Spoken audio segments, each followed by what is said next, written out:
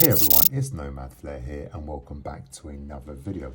In today's video guys, I'll be sharing the best keyboard and mouse settings in my opinion when playing Warzone 2.0 Battle Royale or the new map Ashika Island. So this video is more tailored towards the beginner users that are planning to use a keyboard and mouse on their console, whether it's the PlayStation 5 like I am or the Xbox. But also PC players can also use the same settings as well. So before we dive into the video, I also want to mention the keyboard and mouse I'm using today. Both the keyboard and the mouse are going to be linked down in the description below if you are interested.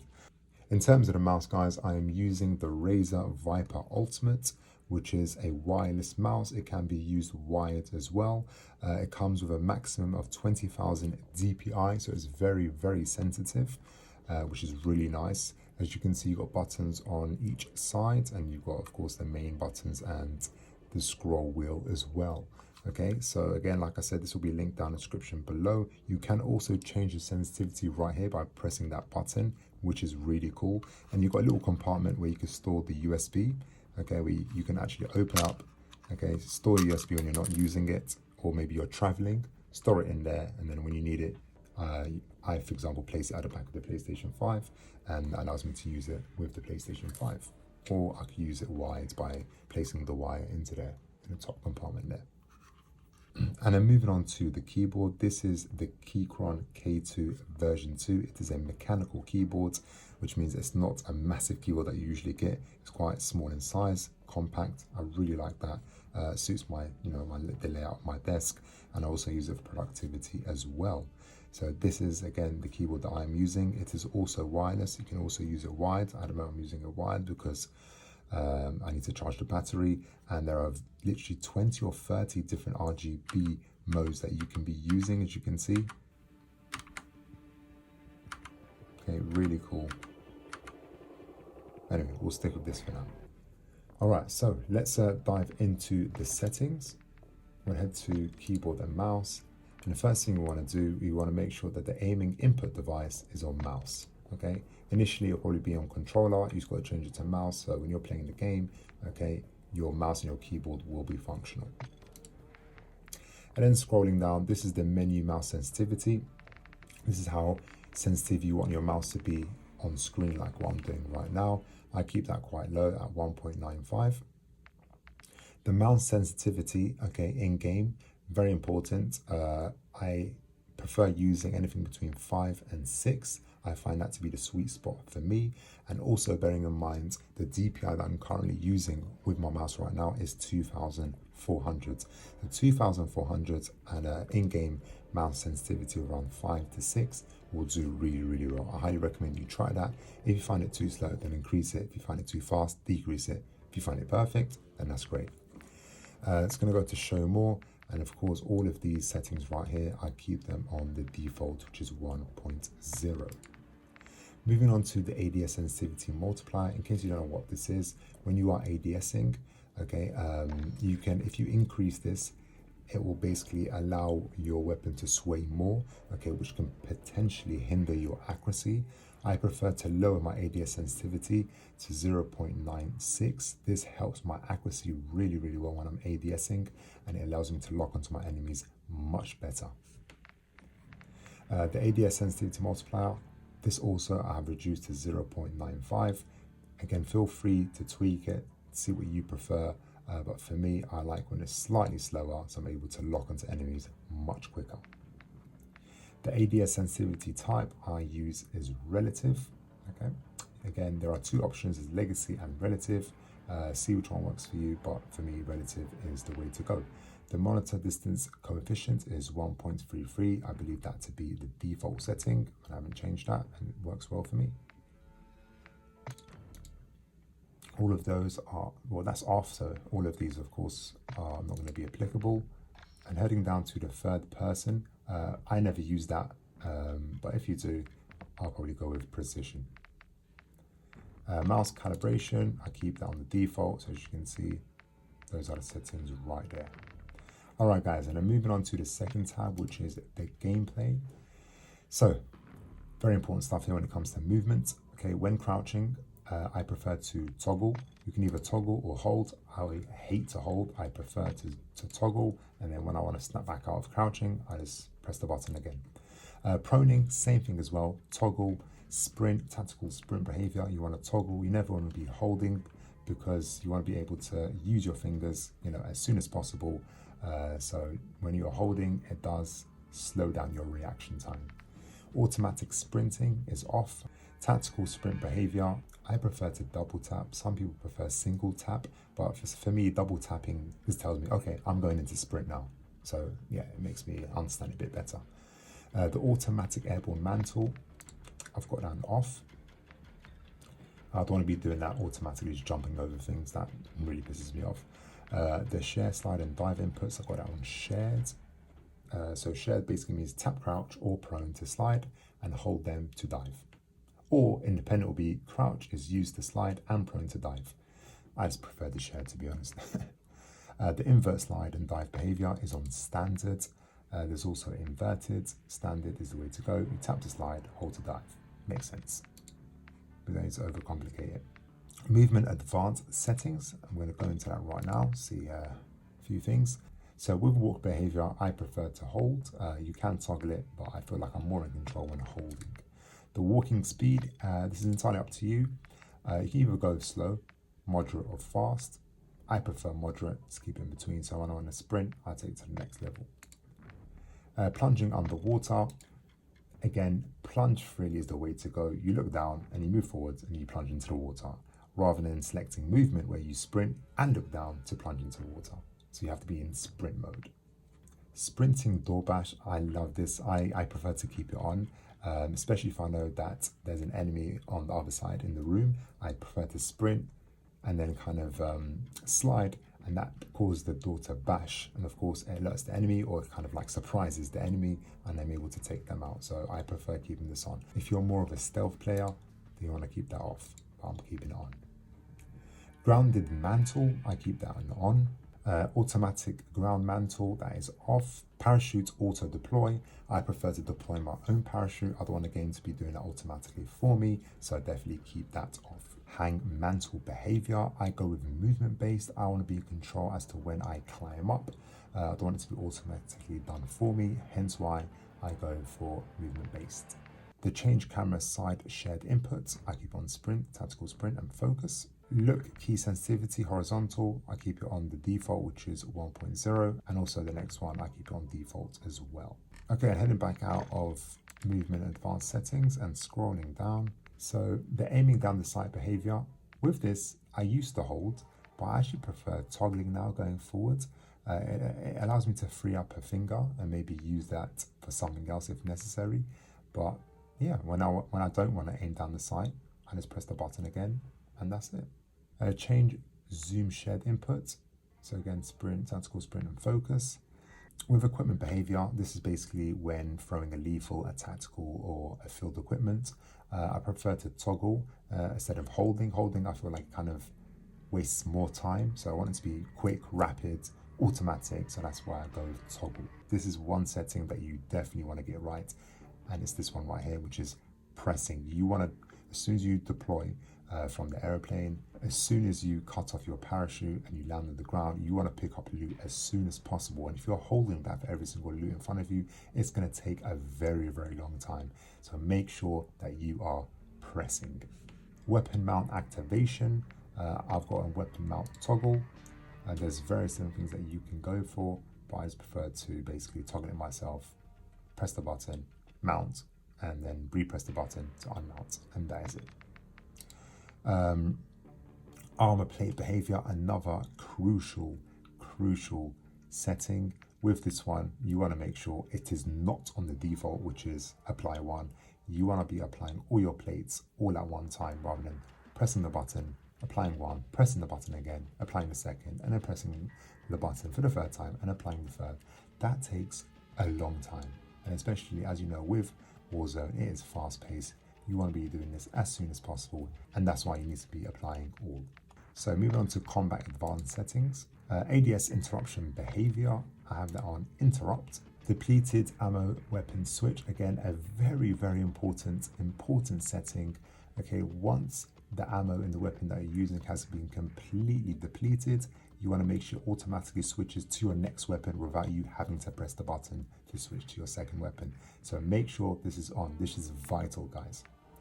Weapon switch wraparound, you want to keep that on as well. Weapon mount movement exit on. When it is on, holding movement input will releases the weapon mount, and if you keep on off, the movement input doesn't release the weapon mount. So you want to make sure that movement will release it, okay, especially if you heard someone coming from behind you or from the side. You want to quickly just move, and of course it releases the weapon mount. Sprint, pause, reload, again a very important one. You want to make sure this is off, which means that when you are sprinting you can also reload at the same time, because if it is on when you're sprinting, okay, it interrupts your reload sequence, which means especially towards the end of the game, okay, when it's the last couple of players and you're being pushed by the gas and you realize you have no ammo in your weapon and you're constantly running trying to reload, but you can't because the gas is being, the gas is pushing you. So you have to stop, then reload, then carry on running, which you don't want to do, guys. So make sure it is off. Weapon mount exit delay, that is on medium. Again, you can go for short or long, entirely up to you. Medium is the way to go. Medium is the way to go for me. So with quick C4 detonation, I keep this as off, which means I throw all my C4 and then I can detonate them. Or if you want to go with on, then basically you will throw one C4, detonate it, throw another one, then detonate. I don't want to do it. Sometimes I want to set a trap, okay, around the door, or for example a ladder, so I want to throw multiple and then detonate when I want to. Manual fire behavior, I keep that on hold, so press and hold to shoot. Kill streaks, I go with earned order, okay, so display the kill streaks as they are obtained. I prefer doing that. Alright, and out of this setting right here, alright, this is moving on now to the vehicle behaviors. Vehicle camera recenter, short delay. I'm going to be very quick with this section right here, so the vehicles. Free look activation is always enabled. So the camera initial position, I prefer it being from behind rather than from the front. That's just me, I like to see the car and my surroundings. Backpack behavior, very important. Backpack behavior, you want to be able to toggle it, okay, not to hold to access your backpack. Backpack mouse cursor, you want to be on. Scoreboard behavior is to toggle that, not hold it, and the scoreboard mouse cursor is off. Okay, the map cursor, you want to be able to have that on, so you're able to kind of scroll through the map, ping any places that you want to, tell your teammates to go to, etc. Show less. Danger ping behavior, you want to have a dedicated keybind for that, absolutely. Ping wheel delay is on moderate, and the wheel menu behavior is on hold. All right, now we're moving on to the third and final tab. So moving forward, I keep it on W. Going backwards is S, which is right behind W. A is move to the left. D is to move to the right. F is to actually interact with objects around you, so pick up loot. To jump, it is the space bar. So as you can see, everything's relatively quite close on my keyboard. To prone, it is V, and to crouch, it is C. So C for crouch, easy to remember. To tactical sprint, it's the shift, and the movement advanced keybind settings. So auto move forwards, I have that on H if I want to do that, entirely up to you. Sprint is Q, as you can see right here next to moving forward. Tactical sprint is the tab button right there, and then walk, I don't have that at the moment, but feel free to use any keybind you want. Stance up, that is basically the side button on my mouse right here. And the stance down is the next button down on the left side of my mouse as well. So slide and dive, already assigned that to C, which is the crouch button when running. Last stand, so basically I'm on the ground, I want to give up. I just press C, pretty much just kill myself. Or maybe you can actually assign it to K, kill yourself. To cut your parachute, C to cut, very easy to remember. To open parachute is the space bar. Parachute free look, if you want to look around, I press the side button, the 4 on my mouse. And of course I'm able to kind of look to the left, look to the right, see if there's anyone around me, anyone there tailgating me. And then this right here, don't need to bother with that because I'm using my mouse. So we can exit that and then carry on moving downwards. So to fire my weapon, it is the left button on my mouse, and to aim down the sight, this is the right button. So toggle and then shoot. Reload is R, again easy to remember. To scroll to my next weapon, I just kind of scroll downwards. To mount my weapon against the wall or a table in front of me, it is Z. To melee anyone, it is basically scrolling up. Using lethal equipment is 1, tactical is 2, field upgrade is 3, so very easy to remember. Armor plate is 4, again use press it, you're able to deploy all 3. To stow, okay, which basically is to stow ground loot into the inventory, that is 5. And then moving on to the combat ones, so weapon it, to inspect my weapon, so you want to get an awesome thumbnail, that's I to inspect. Fire mode, which is basically, it changes the weapon from fully automatic to single to burst, etc. That is B. But again, you can assign it to maybe F or something else that helps you remember it. Focus, you don't need that. Well, you can actually assign it to maybe the right side of your mouse if you're using the same mouse. This will come really useful when using a sniper or a marksman rifle. I'll probably do that right now. To change your zoom, I use Y. Switching to the previous weapon, I'm not going to assign a keybind to this because I've already assigned the keybind right here, which is F1. Okay, well I switched to the first weapon, so there's no point. And switching to the second does not make any sense because I can just press F1 and it can switch back to the second weapon. So again, no point wasting a keybind there. Or to conceal a weapon, like when is that going to happen? Detonate C4, that's basically the fire button for me. So yep, I don't need to assign that there. Night vision goggles, N for night vision goggles, makes sense. And then the mission ability, again, you don't need to worry about that. And then the kill streaks, I'll keep them there for you to look at. Okay, and then heading back, and then moving on to the vehicle advanced keybinds. So again, you want to keep the same movement mechanics with the ground vehicle. So W moving forwards, going back, turning left, turning right. Handbrake is V. Okay. Next seat, I'll keep it as U. Previous seat, I don't need to bother because I've assigned the next seat as U. Center camera, if I want to make sure it's at the center, I press 2. To fire the weapon, same thing. Okay, it is the left button on the mouse. To fire a missile, scroll up. To reload is R. To climb on a roof, it is the space bar. To lean out is to scroll up. To press the horn, it is H. And any war tracks that I'll be playing, it is T. And again, the same thing with air vehicles like an airplane. So again, I'll keep it there for you to look at. And then scrolling down, and then you have the rest. If you want to use a flare, a horn, and a war track again. So same thing, H, T, and then a flare, same thing as firing a weapon, so just keep it on the left. If you want to see the scoreboard, then I press the up arrow. Scoreboard Battle Royale Co-op will be down arrow. Backpack, if I want to access that, will be the capital button right here, which is very important. Again, keeping it very close, all them relatively quite close. To see the map, that is M. To ping someone, then all I do is literally press the wheel. If I want to use the ping wheel, that is the Alt button. And the danger ping is again the button over here. And the text chat is the control button. To change to loadout 1, then all I do is press this button right here. Change to loadout 1 is right here, and then 2, 3, 4, and you get a point. Launcher menu, okay, social menu, settings menu, loadout menu, and then menu advanced keybinds. Again, I'll be very quick with this so you can just see.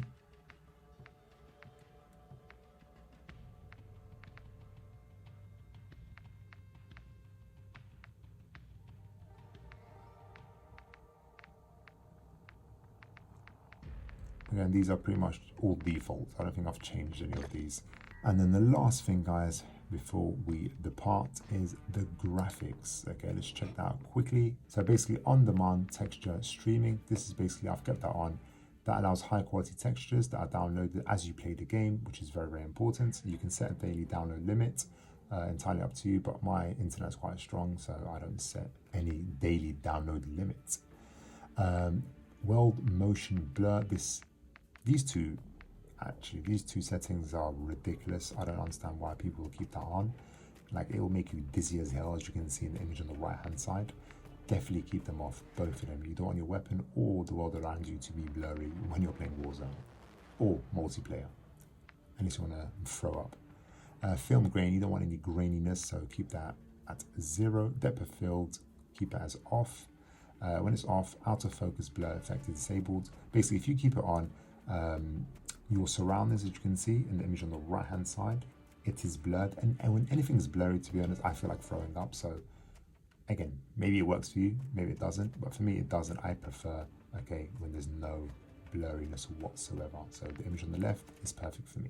So the Fidelity FX CAS, keep that as on. Okay, that will enhance the sharpness of the scene in front of you, the game. The strength here, again, you can alter the sharpness, but I keep it on 70. The FOV, and thank God for the FOV on console, it is at 120, of course. I absolutely love the FOV. ADS field of view, a very important setting, guys. You want to keep that as affected, which means if you look right here, even though you are ADSing, you can see if anyone wants to pop out on the left or the right hand side. Whereas if it's on independent, okay, it kind of zooms in, and that's not great, guys. You don't want to be doing that because someone could be in the corner and you can't even see them. Weapon field of view, to keep that on default, which means the weapon looks as intended. Some people like when the weapon looks bigger or when it looks smaller. I prefer to keep it as is. Third person, for into that, again, I don't use it, so I'll keep it at 80. Like, I don't never use third person. First person camera movements at 50%. Third is at 50, and then again third person stuff again, which I never use. Brightness, you can alter that based on your monitor or your TV, and that is pretty much it, guys. And that is the keyboard and mouse settings for beginners as well as intermediate and maybe even advanced. If you have any comments, leave them down in the description below. And until next time, everyone, take care. It's not a game, it's a rich thing.